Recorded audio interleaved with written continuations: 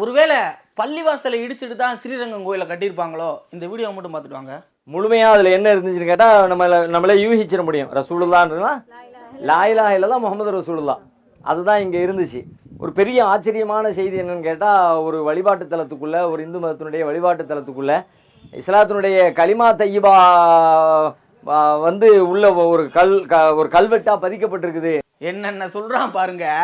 அதாவது வந்து ஸ்ரீரங்கம் கோயில் கட்டும் போது வந்து அல்லாவுக்கும் அங்கே ஒரு கல்வெட்டை பதிச்சிருக்காங்களாம். ஏன் அப்படின்னா இந்து முஸ்லீம் வந்து அந்த பகுதியில் ஒற்றுமையாக வாழ்ந்தாங்க அப்படின்னு சொல்லி நெஞ்ச நக்குற மாதிரி பேசுகிறாப்புல.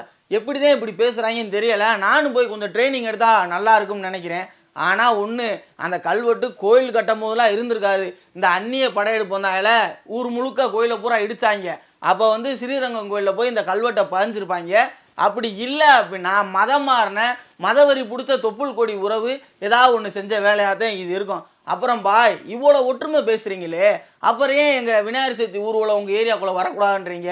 நீங்கள் தொழுகும் போது ஏன் நாங்கள் கோயில் திருவிழாவில் கொட்டடிக்கக்கூடாதுன்றீங்க? இதுக்கெலாம் பதில் இருக்கா சகோதரரே? எது எப்படியோ, நீங்கள் எங்களை எவ்வளோ மதவரி பிடிச்சேன்னு சொன்னாலும் சரி, அந்த கல்வெட்டுக்கும் நாங்கள் சூடம் பற்றி காட்டுறோம்ல.